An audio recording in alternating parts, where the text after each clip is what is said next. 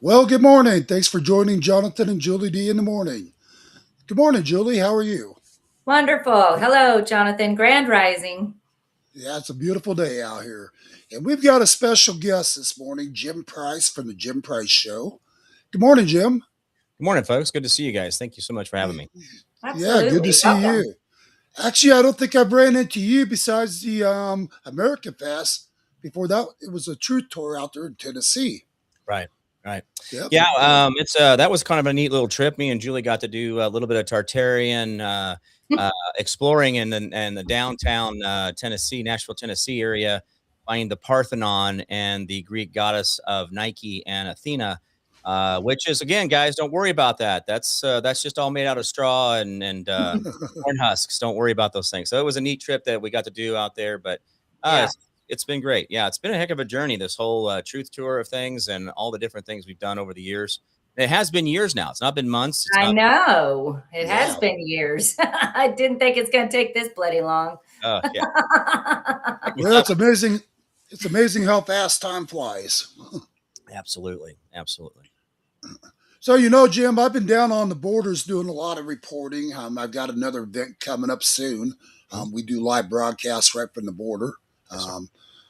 We just got done deploying our active military down there, which they're not talking about on the main news, but Right. we're exposing it. And they keep talking about how our borders are secure. Our borders are not secure. I mean, I grant we got military there, but the reason why they're there is because we got a heavy presence of the cartel down there. There you go. Mhm. And I believe the Trump administration is about to launch a full-scale attack. What's your thoughts on everything going on right now with all this protesting in our borders? Well, when you talk about that, we'll pull back just a little bit from the idea of what the border is. Now, granted, the border is, it's not like 5 feet where you just put your hands out and you can keep it closed. It's Right. obviously, a long distance, right? And going over terrain and things like that. Now, saying that we can secure that 100%, yes, we've secured it to the point of, we're not having the millions of people every month coming through. Right. But let me give you a little bit of a sidestep. Remember Maduro, that bus driver who became president of Venezuela? Yep. One of the richest mineralized countries on earth. Mhm. The bus driver became a president, then said, "No, I'm not going to leave." Well, they sent 20 guys in and they killed 200. Now, by the way, our military landed on a military base in Venezuela. Yep. They were able to go in, get Maduro inside of his private facility, pull him out. They killed 200 of their own.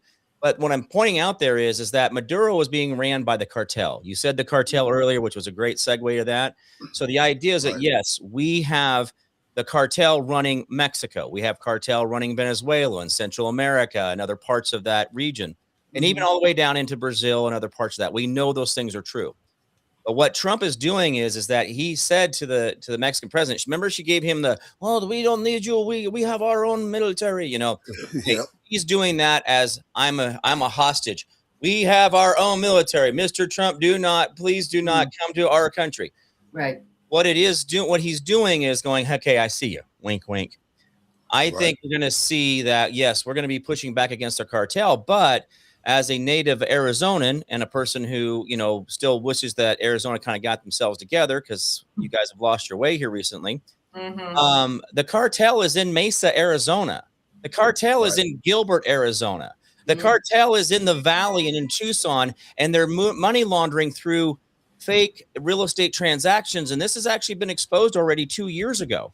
Yes. It's already going on in our own country. We know that to be true. What has happened in Mexico is the cartel has taken over at the presidential level, and Trump knows that, and he's going to try to allow us to go in there and give the reinforcements, allow the president to take her power back and let them have that. Now, that's my long play. That's my long view of it.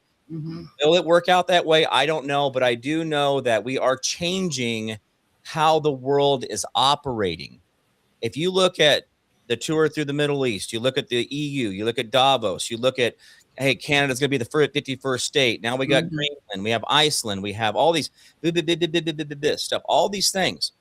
How we are operating the earth is not the same anymore. Things are changing, and we need to be the part that says, I see that change. I welcome that change. I want that change, that energy you're going to bring into yourself, but also push it back out.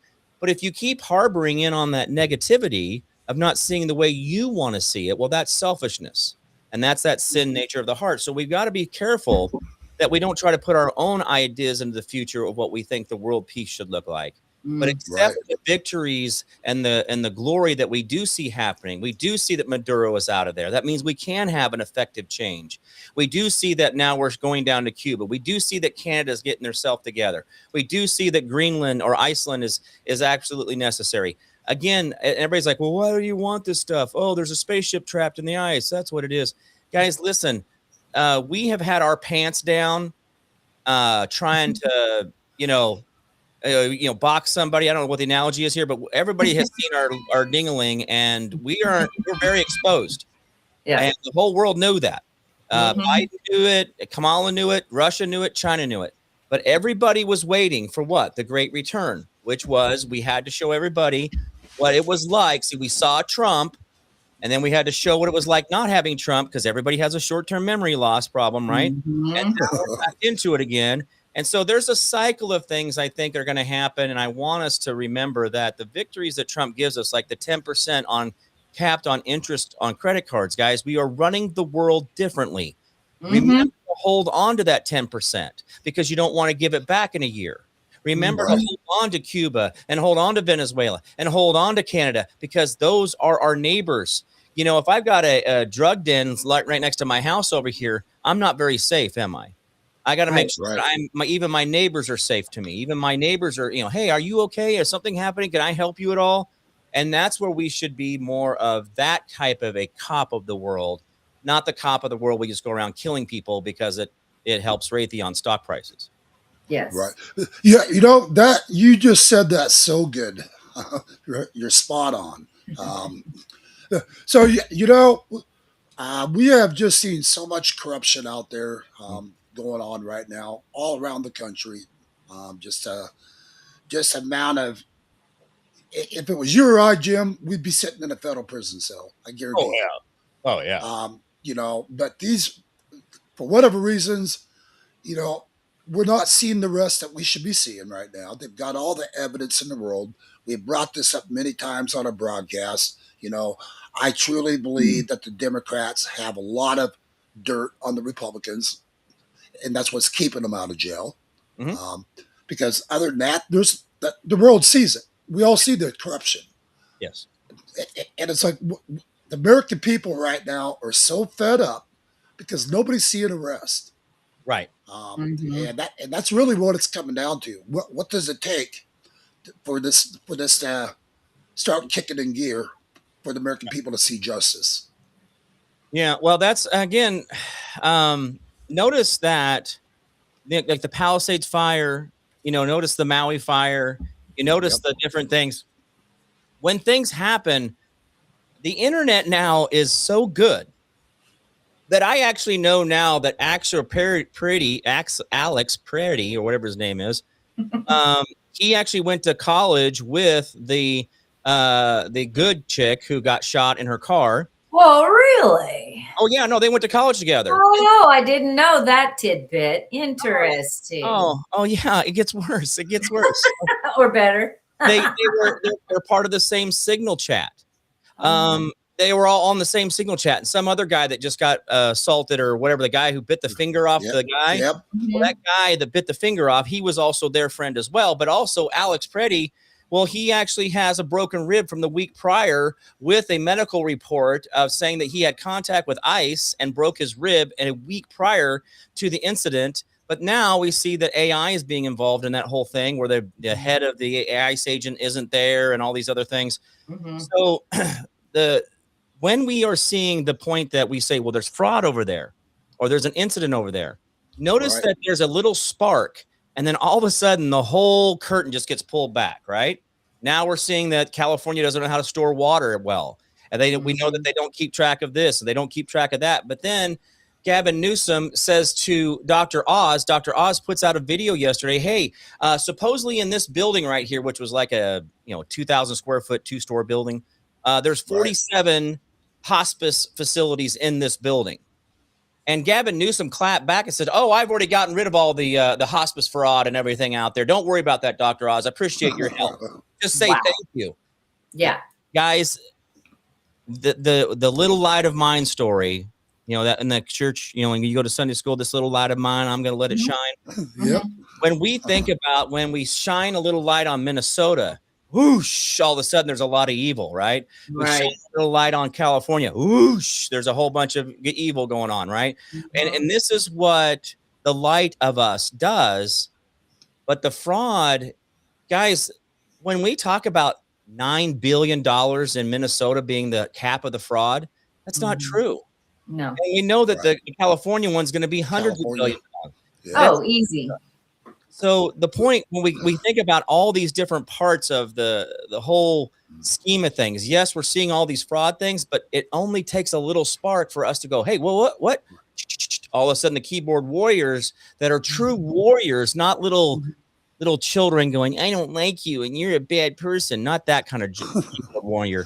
But the ones who go in there and do the reverse image search and then go find the receipts. And by the way, Alex Preddy has photos of him showing off in women's clothes.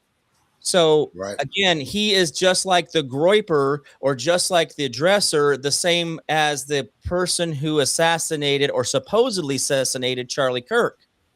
And the same type of groiper, top, bottom, sexual depravity type stuff with them. He's showing up in dresses and boots. And the guy who's told Pam Bondi to come out and, hey, come arrest me. He's got the same kind of photos. Yes. So we're seeing it's a simple, we think, we go, oh, it's the blue hairs. It's all the ring, nose rings and all the piercings and the guys. It is. There is something about the mental break in these individuals that they join this group over here and they do this trauma bonding thing with each other. And then but now we're finding out that these are very broken people. Yes. Right. And I don't want to say they've a lot of them do make choices and they've made choices to get to that point and they can make those choices backwards to get out of it. But the sad part of it is I feel bad for them first as a human being, as the humanity of the human. That what happened? Where were you neglected? Where were you abused? Where were you overused? What was taken from you? What was too much for you? And let's talk about that. Don't worry about what ICE is doing. Just because that gives you an identity and something to do. Let's talk about why you need to put on a girl's dress, sir. Let's talk about why you need to be a part of this. Why do you need to track down ICE? What is it that you don't want us to see?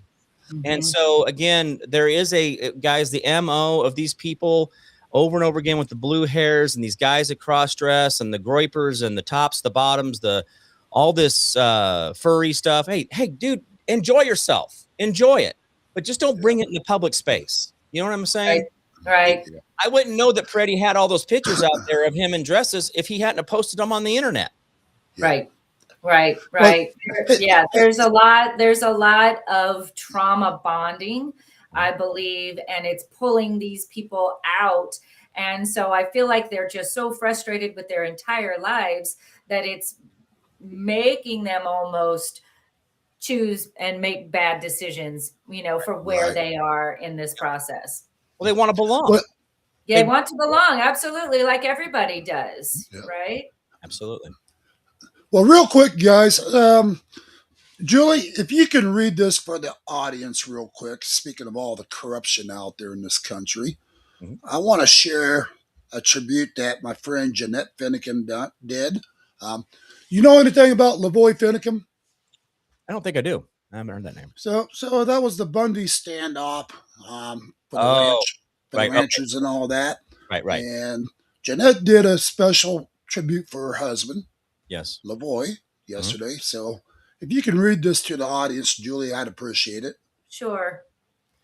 And Let's see. Jim, we're going to want to hear your story with the FBI. Okay. This is very somewhat similar. Okay, so that's Jeanette Finicum right there. Okay.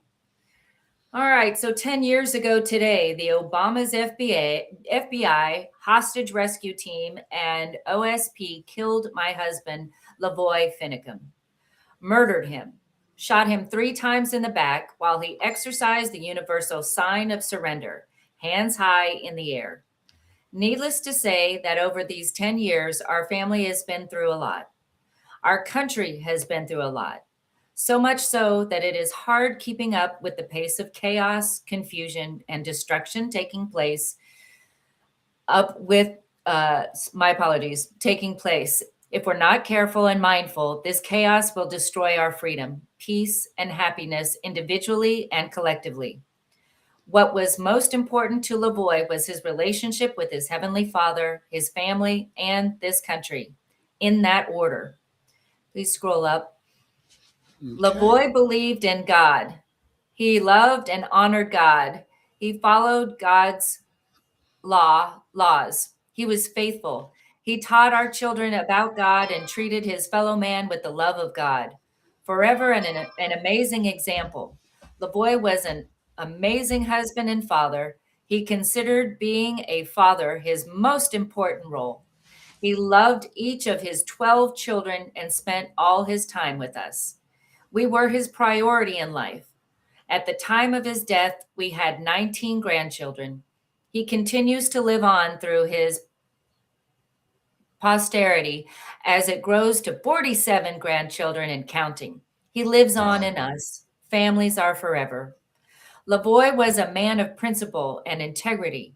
He saw his Oregon neighbor suffering, the Hammonds, and went to help them. He lost his life there in Oregon, standing for what he believed was an injustice. A brave man, a true patriot.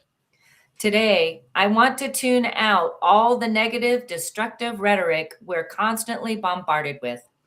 I want to focus on the positive, optimistic, hopeful, uniting aspects of our community. Lavoy was a loving, motivating, positive, selfless man. He saw the best in people. He believed in standing to preserve our Constitution. He hoped and prayed for our country, and he believed that God was in charge. I want to close thanking all of you. Thank you for being here for us these long 10 years. Thank you for supporting the legal battle in all the different ways you did. Thank you for loving me and my family through the most horrific time of our lives. Thank you for your personal commitment to this country's success. Scroll up, please. Take courage. Stand. God is in charge. With much love and respect, Jeanette Finicum, one cowboy's wife. Yeah. And that's a picture of Lavoy Finicum right there with Jeanette Finicum. Mm-hmm. Wow. Yeah. Anyways, I just wanted to bring that up today in recognition of Lavoy Finicum. Lavoy was an outstanding Christian man, a great patriot. If you ever watch the footage of that, Jim, you'll see that was actually cold blood murder. They set up an ambush for him as he was going to meet with the sheriff to have a discussion, which the sheriff had all lined up. And I watched the actual footage from the people recording that was with them in the vehicle, because they kept firing upon the vehicle when these people were unarmed as well after they shot Lavoy. Just what you witness is unbelievable, and that was under a very corrupt FBI at the time, and just so much crap. And I understand you had some issues as well. Yeah. Well, and let me give you a little bit of something about law enforcement or any of these things in general, is that they are not transparent, and they're not forthcoming with their wrongs and their rights or things that they need to do, better. And that's where we're failing in our why the FBI, the NSA, the CIA, all these things seem so very rogue. They have their own, by the way, guys, they have their own financial system that they have set up to bring money in through drugs, through other things. The CIA, NSA, FBI, they have their own revenue streams. Right. Yeah, they've been doing it for years. Absolutely. Yep. That's where you see blockchain and other things coming into that. But when I see these kind of things or these reports like this, and I did get into that that whole standoff of things, and really what it is just no one wanted to back down. And here's the problem: when the government is not willing to back down, the only thing left is to kill you. Yes. That is where we have to really, like the whole thing with the guy getting shot in Minnesota, Mr. whatever, Alex, whatever his name is. The sad part of it is that, there was a lot of things that he could have done right, but he made multiple mistakes going in. One, he brought a gun. Then he brought 2 magazines. Then he had it one in the chamber. Then he had it on his body. Then he didn't have his concealed carry permit. Then he went engaged with a cop that was engaged with somebody else. Then he didn't identify himself as a card-carrying concealed carry person. And then he did engage in a conflict with the officer. That's 8 right there. Right. So, so the problem is that individual did a lot of mistakes going forward. But the problem is that when you see cops react in that moment, when they say gun, gun, gun, there is a certain amount of their training that goes into when they hear a shot fired, they hear gun, gun, gun. There's an automatic draw, shoot at the person. That's the problem. And that's very muscle memory. They do that in their training over and over again. But why is it that we know that it's like 1/3 of the police training is learning how to lie to somebody? Why do we know that? Well, the problem is that it's slipped out, right? But the bad part of it is, why would they need to lie to us? If they want us to be fully honest and forthright, if it's a felony for me to lie to them, then why is it not a felony for them to lie to me? Exactly. And so there's a lot. I'm just kind of picking all this apart, and I'm not against law enforcement. That's not the point. Yeah.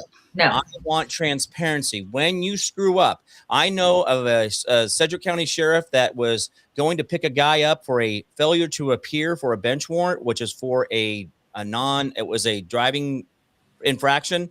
Right. The guy shot him. They met in a parking. He met him in a parking lot, pulled him over. He got out. The guy had a cell phone in his hand. The police or the Sedgwick County sheriff shot him, emptied his magazine, cleared it, put another one in, racked it, and unloaded the other magazine into the guy. Oh. How much threat do you have to unload 2 magazines into a human being? No. So my point is that we're seeing this right? We're seeing this aggression of, but again, we have a problem now. We have people that have cell phones that are black and I didn't know it was in his hand, this and that. That's not really a good excuse. Well, my life, their life.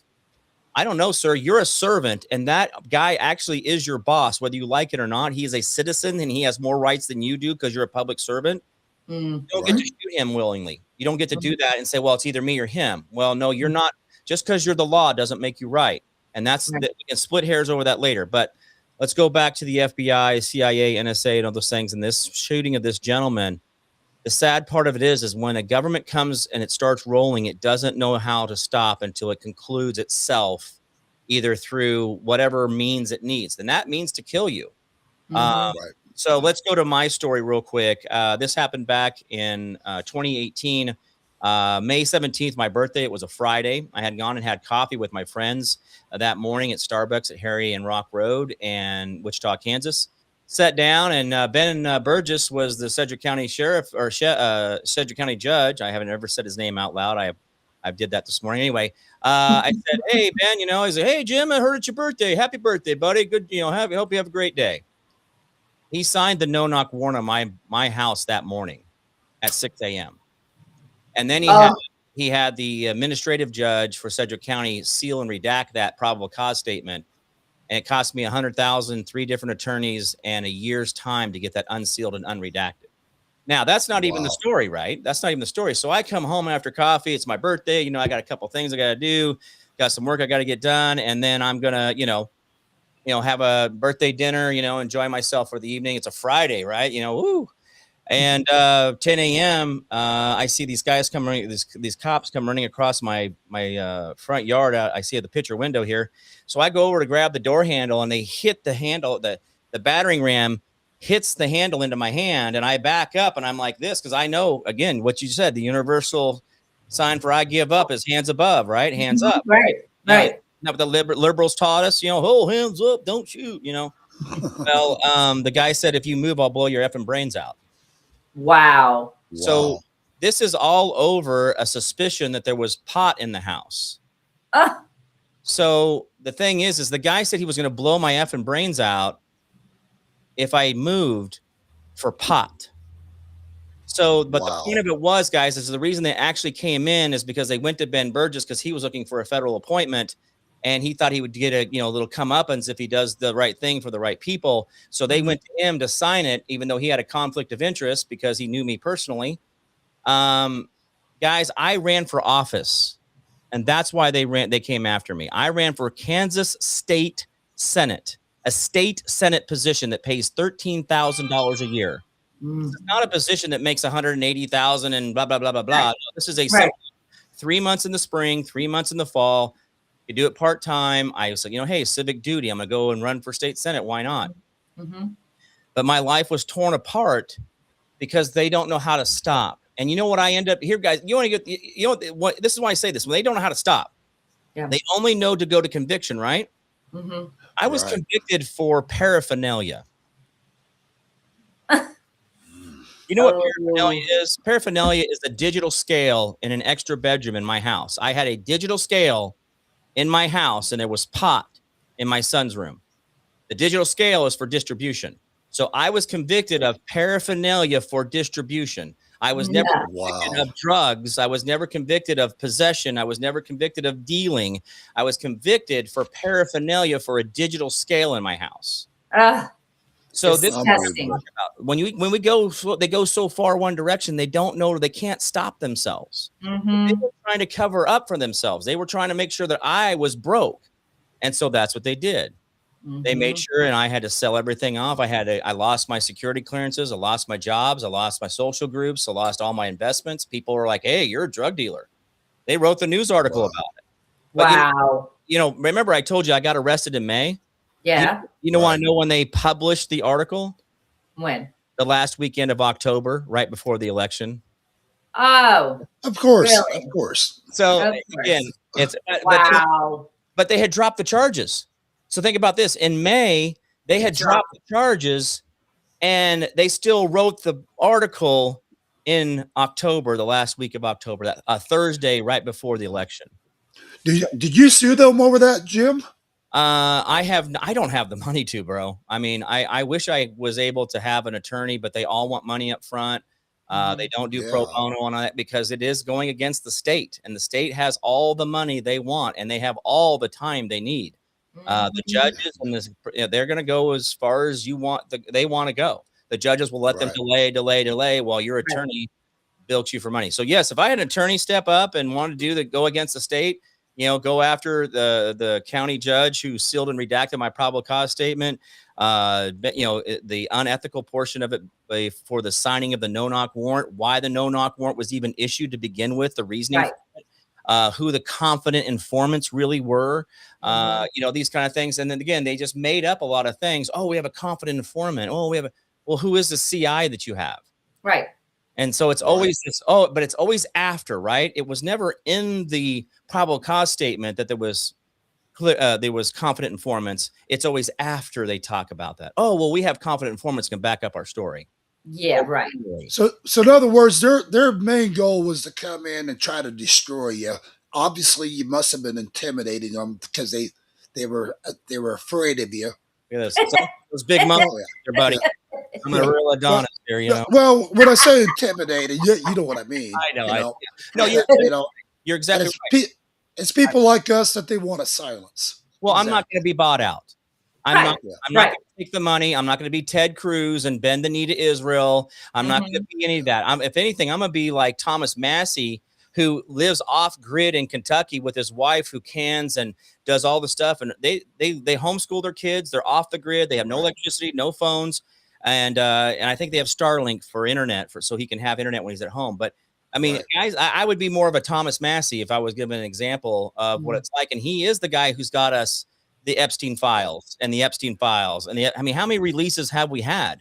Right. I mean, so just like 2 weeks ago, we just had another release of a whole bunch of emails, 800 emails from Hillary Clinton talking about Benghazi and stuff alone. But anyway, so the idea is, yes, it was a guy like myself.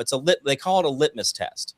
So I go up to Julie, I go up to you, John, I say, hey, and I was talking to you, hey, how do you feel about, the price of fish in China? You're like, well, we shouldn't be dealing with China because of this and that. And like, oh, I got a good read on what you feel about China.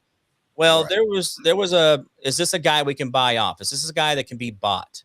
And the answer was no.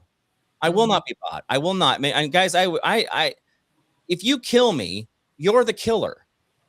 That's as simple as that. And if they would have put a bullet in my head in my own house, that would have made them the killer. And I would, and again, just like the guy that they shot in this standoff where it wasn't really a standoff, but the idea that they shot him in the back. I mean, that really tells you the cowardness of our own government. And the sad part of it is these people are off the hinge. FBI, NSA, CIA, the county sheriffs, the city guys, everybody the 15 police officers that came into my house. Hey, I only have 1,500 square feet on the main floor here. I'm in the basement here, but on the main floor. So is it one person per 100 feet? Yeah. They can just touch each other with their arms. Yeah. Let's set up the grid. He's a danger to us. Oh my God. Everybody. Oh, but by the way, all those guys that came in the thing, they were on the Brady Giglio list, which means they cannot testify in open court. Which means if I would have taken them to court, I said, I need the person that was in my house. Oh, he's not available because he's perjured himself.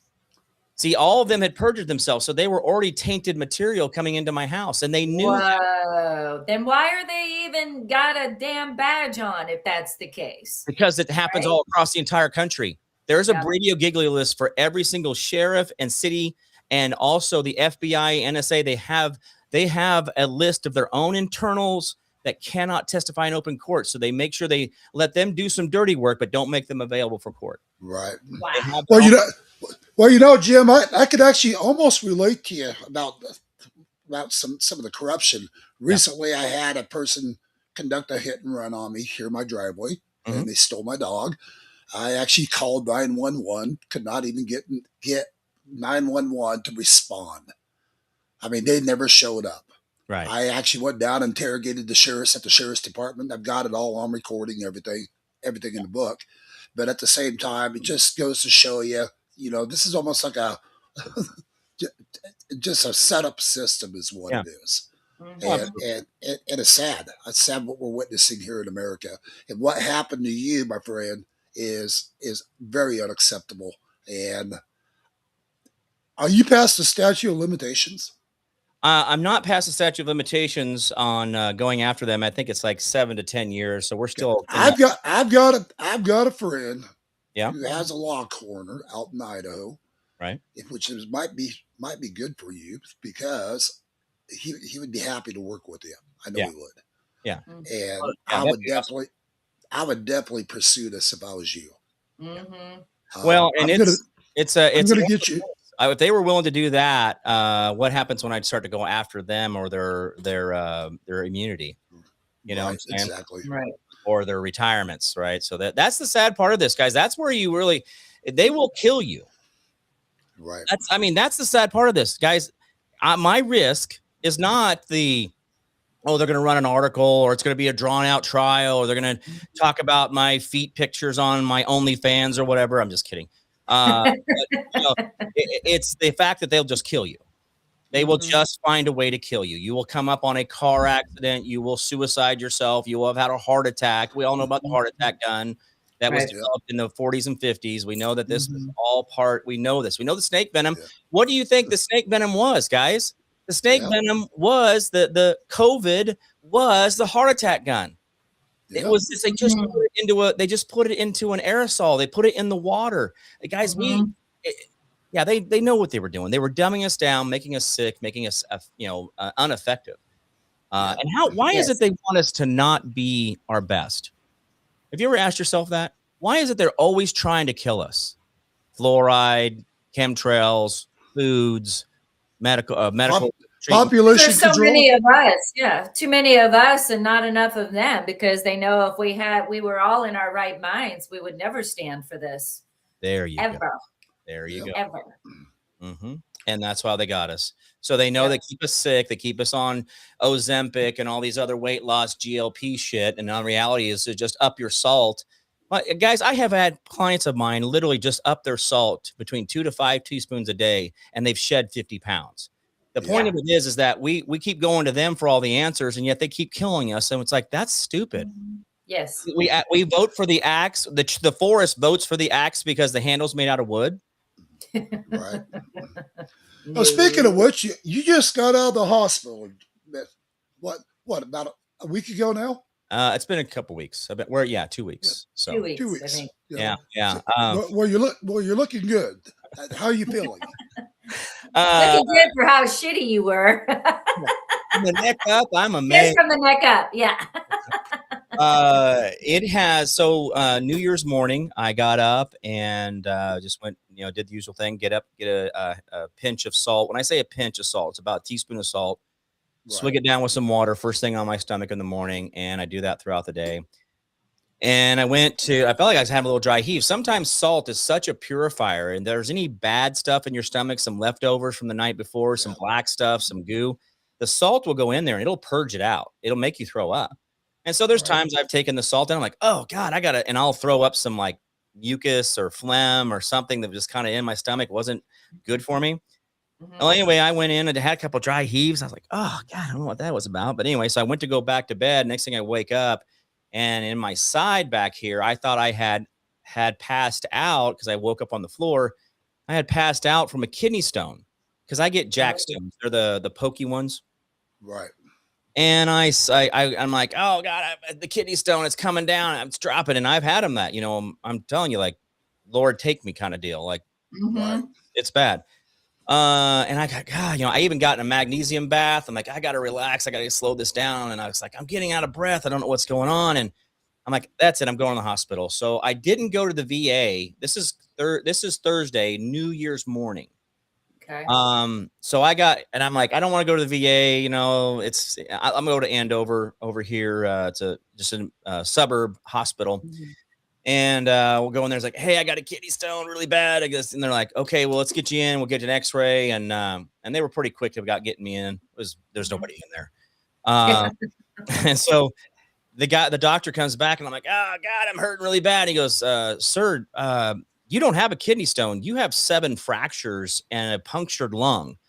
What did you do? And I'm like, oh, I fell. I didn't know. I thought I was having an acute kidney stone pain, that made me pass out. And he's like, no, we got to get you to trauma right now. We've got an ambulance on the way. We're going to get you to St. Francis. It's the Schedule 1 hospital, right? And so I'm like, so I start crying a little bit, I'm like trying to get my shit together. I'm like, I got fractured rib, a hole in my lung. And I'm like, oh, is that why I'm having a hard time breathing? Oh yeah, that's exactly why you're having a hard time breathing. Wow. Like, and so rush off, get in the bus, ambulance, run over, lights and sirens. They take me in there. Now, guys, listen, if anybody out there is an architect or an interior designer, please put something on the ceiling of your operating rooms, your ambulance bays, your trauma room, because looking at a warehouse ceiling while you're thinking you're dying is really not the last thing you wanted to see. Right. I was like, they're talking about, you may die here, we got to intubate you, all this stuff. And I'm like, oh my God. I'm looking at ductwork and wires. Like, can we have done this anywhere else? Like, so the miracle, there's several miracles, guys. Let me give you the miracles of this story. So as I'm laying there, they roll you can hear, they take the knives and they roll them out, the utensils for the surgery. And the guy's asking me, hey, if we're going to be intubating you, if you were to have any type of crisis, do you want us to use heroic efforts to bring you back? I'm like, yeah, it's a broken rib. I mean, what are we talking about here? Yes, I want to be brought back. Like, What are you? Mhm. Wow. Anyway, so I'm start crying about that. I'm like all this emotion going on. And I hear this conversation in this left-hand corner by my feet over here. I don't know how far away they were, if they were 2 feet or 20 feet, I don't know, but I could just kind of hear this. And this guy's like, okay, end of life, is it okay if we give you blood? And I'm like, yes. Like, what are we talking about? Well, there's a really good chance you start bleeding and we'll need to give you blood and all this. I didn't want to get into the whole COVID, don't give me shitty blood conversation, Right. but I'm like, yes, give me blood. Mhm. And so anyway, so it's just this, and I'm listening, and I start hearing this conversation over here, and then all of a sudden I hear the doctor coming over. I can hear him walking over, and he goes, "Sir, we looked at your X-rays in Andover. We looked at our X-rays here. And by the way, another thing, medical technologists, it just whoever you designers are of the equipment, can we figure out how to get a X-ray tray that you don't have to get up onto while you have broken ribs to take an X-ray? Can we not just slide it under the table somehow? Because Right. that's horrible. Like every day I Yeah. had to have an X-ray when I was in ICU, and you had to lean. I had to get up. I had to lay flat. I had to lean up and then get the underneath my back where it's super cold and I have broken ribs. I got to lay there and hold my breath and don't move. I'm like, can we do something different with that? Anyway. So he's like, nothing has changed in your lung. It looks like everything is stabilized. Would it be okay if we put you on observation and hold off on the surgery? I'm like, yes, yes, yes. Do not cut me open. He's like, are you sure? I'm like, yes. Don't. No, I don't. He goes, because it was a chest tube, 7 plates, and a lung patch. And Oh. Wow. I said, no. I said, let's just wait. Let's just wait. Mhm. Mhm. And so miracle one, when I fell, I hit the toilet, the edge of the toilet on my elongated toilet. I fell back and I hit that on my side, which kept me from directly hitting my head on the cast iron tub, which would have probably killed me. Right. And then miracle 2, 3, and 4 was no chest tube, no plates, and no lung patch. So these are all the Amen. miracles in the middle of all that. And then I Yeah. spent 6 days in ICU. But here, I'm going to give you this 2 days of sipping water with no food because they wanted to make sure the lung was patched or was healing itself. And if I had to go to emergency surgery, they didn't want any food on my stomach. So I couldn't eat. Oh. Wow. So So they basically, don't feed you for 2 days at the hospital. yeah. Lovely. Not that we like that food anyway, but Yeah. God. Well, it's really good to see you're doing so much better, Jim. Wow. Yes. you. Sounds like you've been through the ringer. Well, it's been a hell of a year, folks. And so everything else is up from here, right? If we Yeah, start out in the ICU, we just go on from there. Right. I think for God the is future- definitely looking over you. Definitely. And for the future, I have a home remedy for kidney stones that has worked in 4 of my friends. Right. It's a liter of Coca-Cola and steamed asparagus. Oh, I've heard of that. Yes, yes, I know. You eat the steamed asparagus and you drink the Coca-Cola, and the combination of the two breaks up the stones. Yeah. I've had 4 friends use this, and in every situation, it's broken the stone up enough that they could then pass it within 24 to 48 hours. Yeah. Wow. Well, he did tell me that I don't have any kidney stones coming at all. So he's like, you don't have stones. I'm like, oh, well, I have been living right. I thought I changed all my diet. I changed my lifestyle. I've gotten myself better.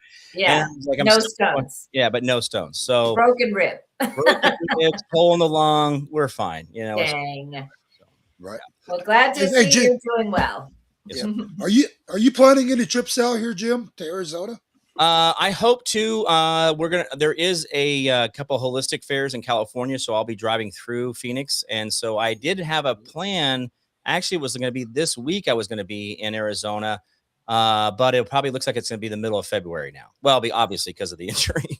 Well, if you make that trip here, I'd love to take you on a border tour. Also love to maybe, because I'm arranging with Sheriff Wilmot out of Yuma for a ride along as well. He's going to take us into some areas. Right. Knowing with the cartel. Yeah. And I'd love to bring you along with us. And Absolutely. if you'd like to do a live broadcast on your show, you're more than welcome to do it on your show at the same time. Oh, absolutely. I'm So actually doing simulcast with you guys right now. I'm pushing it out on all my Great. stuff too. So Awesome. Thank you. perfect. So for you, those of you out there in our viewing audience, if you don't know about the Jim Price Show, you got to check him out. He's on Facebook. And what other streams are you out there on, Jim? Facebook, Twitter, YouTube. I just started my YouTube channel back up. So everybody's saying Right. it's safe now. So I'm back up there again. Good. I lost 2 channels there long ago, so I quit doing it. But Facebook, Twitter, YouTube, Rumble, D Live, Twitch, Apple, iTunes, Spotify. So if you guys just and here's the thing, guys, listen, I am so shadow banned. You have to put in the Jim Price Show the whole way, press search, and then you still have to find me. So I'm obviously a threat to the big tech. Well, you know, it's funny. It's funny you say that. So, under Jonathan Townsend Alexander, which is what we broadcast live from Facebook on, plus we have the Your News Arizona on Facebook. We have been doing broadcast after broadcast. All of a sudden, we start hitting subjects that they don't want out there. And me and Julie, I think it was last Thursday, Julie? Thursday, yeah. Yeah, last Thursday, me and Julie did a live broadcast that showed on our studio. It's live, but we were on a topic, and however they managed to do it, they shut the whole broadcast down, even though it's All sent live on our platforms. end. All So we platforms. actually, so what we ended up having to do, we actually ended up switching our IP server, the whole 9 yards. Now we're using Starlink for broadcast. There you go. And they can't intervene on that so far. Doesn't mean they're not going to be able to figure it out. Yeah. But I just couldn't believe that we did an hour, 15-minute show. Yeah, it was fantastic too. It was a great show we had. Yeah.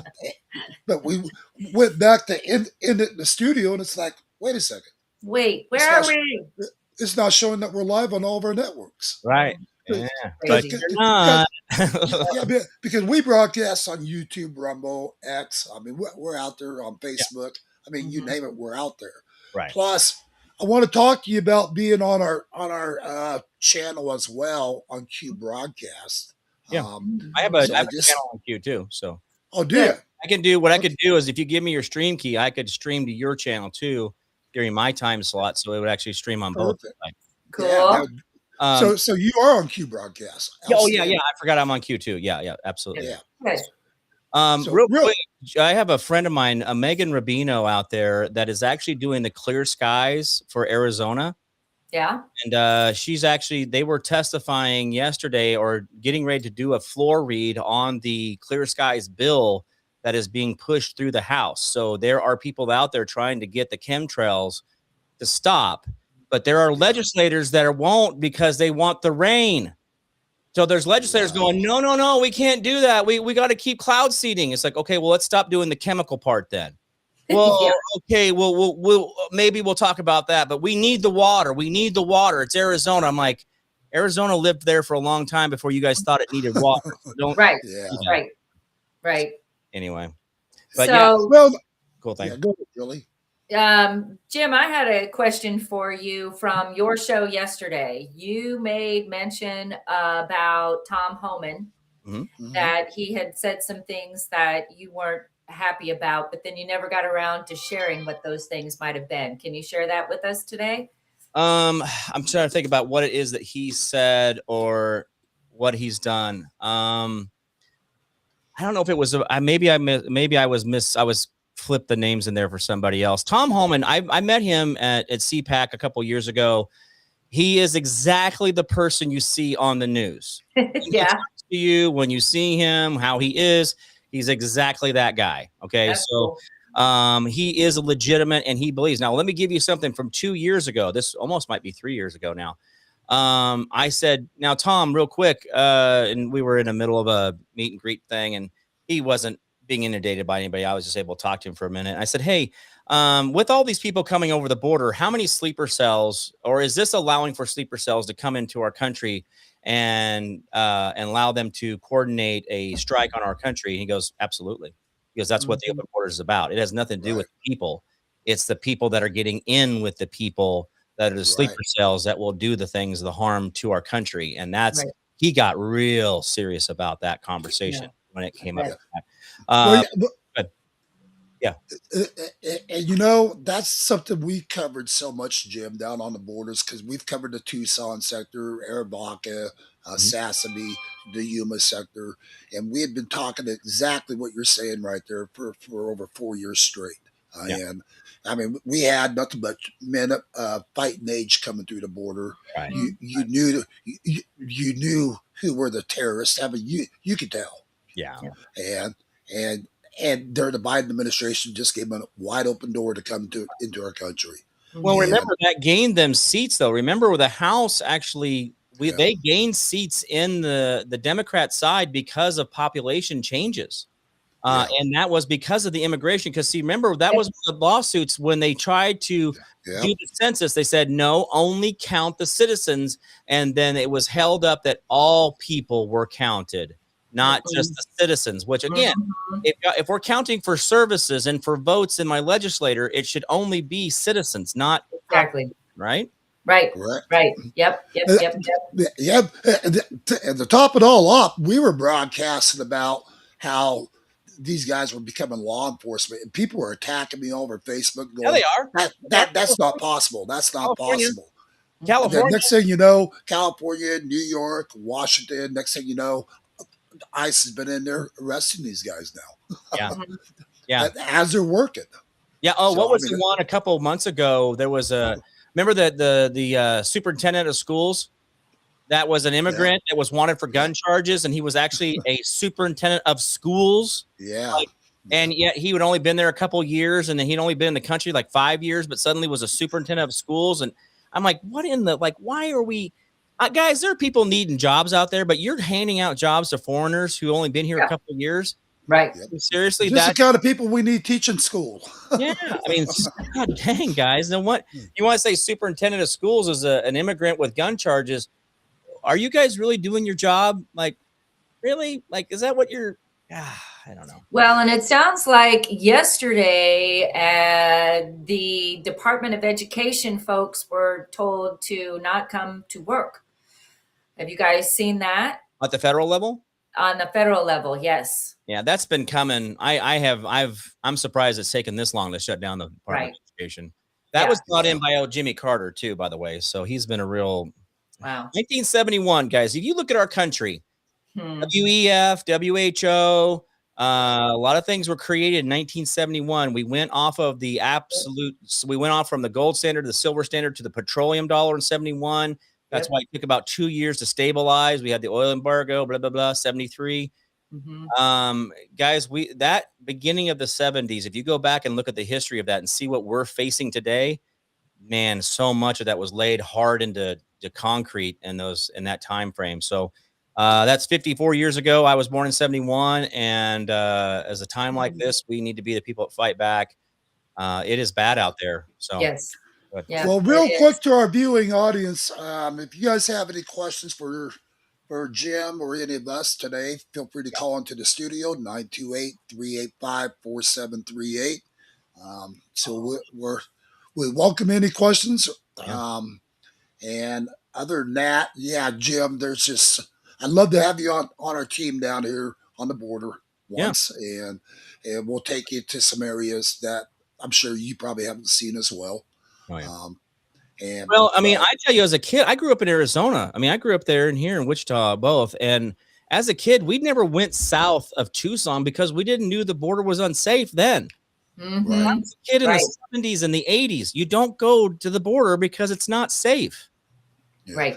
Well, I mean, and that's one of the things they're telling Americans right now not to travel into Mexico. Yeah. I mean, Homeland Security is. I mean, because right now, Mexico, the cartel on the Mexico side wants blood. I mean, they are very pissed off that Trump is shutting them down. Yeah, absolutely. So getting rid of the boats, getting rid of the.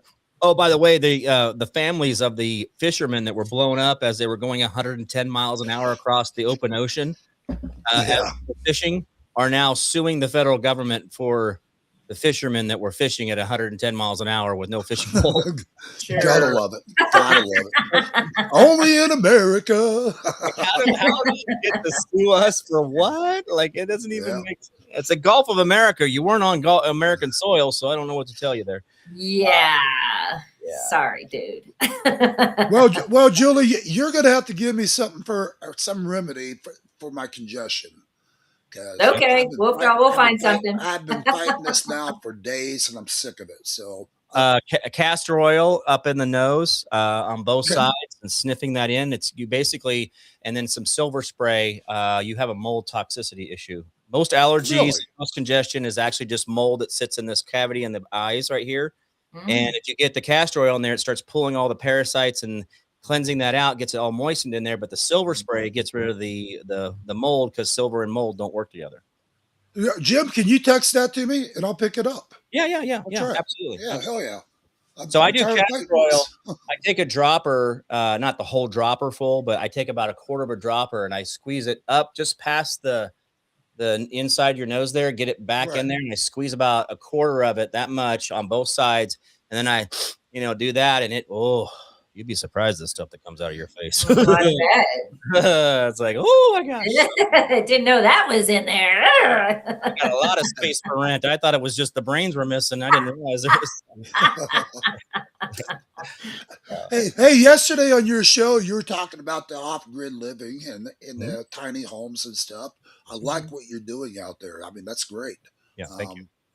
Well, that's a big part of what America really was to begin with. We were never high-rise buildings and all that. We were small farmsteads where grandma, grandpa, mom, kids, grandkids, great-grandkids all lived on the same property in the same house, like the Waltons effect, right? And so now I can't do that so much because our kids want to run off all the time. Well, I'm bringing people back. You want sanctuary, you want to hang out, you want to be cool, you want to walk around the backyard naked. I don't give a crap. Do your thing. But it's the idea. It's freedom and liberty, right? And so when we come together and we think the same way, and we think that we want to do things like, by the way, one of the requirements for living on my property is that we're going to have a monthly trip somewhere.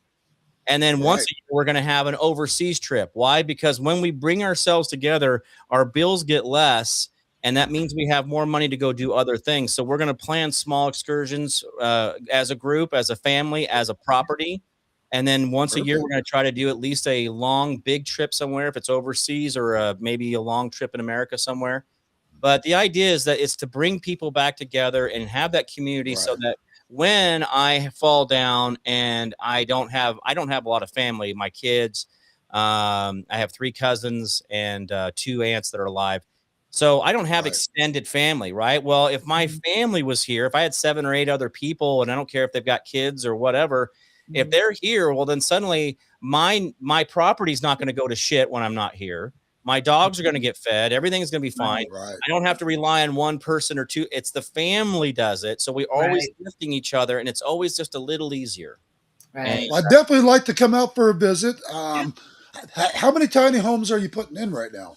So we're gonna do 3 what I call glampers, and then we're gonna have a living space that's gonna have 2,000 square feet. It will be a 3-bedroom, like a house, above the garage. And then so I'm gonna build a garage with the 2,000 square feet above, and then I'm gonna put 3 units on the side of that are 900 square feet, and those will be individuals. And so you could have 3 there, 3 there, 3 there. At minimum, that's 9 people. Now, if the people that want to share the 2,000 square feet, if they want to double up in a room, they're married or whatever, it could be up to 18 people on this property real fast. And I don't have a problem with that, because we're together. So I'm looking at 10 acres right now, right outside of Kingman, Arizona, where I'm considering doing something like that as well. That would be awesome. I think that'd be great. Tiny home living is the best. Just letting you guys know, I live in a tiny home and I love it.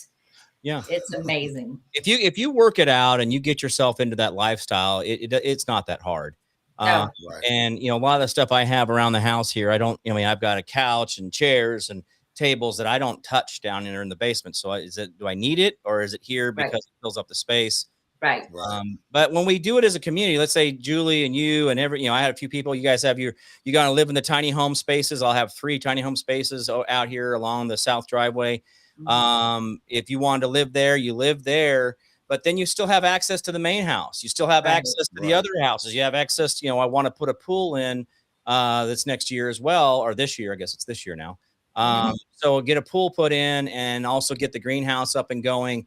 So yeah, we're going to have people going to manage the greenhouse. They're going to be managing the yurt. They're going to be managing the garden. They're going to be managing the property, and they're all simple little tasks, and they're part of what we do for each other. So let's say Julie does come up sick and she's out in her, her glamper out here, and it's like, no, Julie, come on.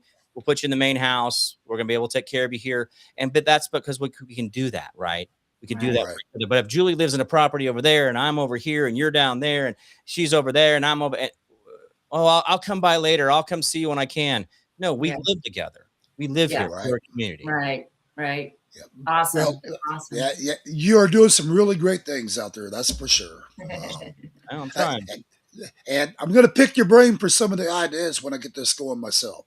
I think yeah, absolutely. Kingman's a great place. And if you get it set up right, people could really enjoy themselves. And like what I'm doing on this property is my initial layout. And then I want to Xerox this, and go and do other properties the same way and manage them in the same way that, hey, you are going to be healthy. Yeah, you can drink and do some, have fun stuff or whatever. But the idea is that we're working on health. We're working on being good for each other. We're working on being open and authentic and real. And if you're not going to be that, we'll vote you off the island. Well, I will definitely be picking your brain on this. Exactly. Simple as that. Yep. Good one. Well, guys, it looks like we are a little over our hour. Yeah, that went fast. Yeah. Thanks for coming on, Jim. Really appreciate it. Sorry for being all congested, Jim. You're doing great, man. Don't worry about that. My sinuses. But other than that, God bless you and all the work you do out there as well. I appreciate your patronage and just all the stuff that you're kind of like me. Nobody shuts you down. You got something to say. Getting the truth out is all that matters to us. Absolutely.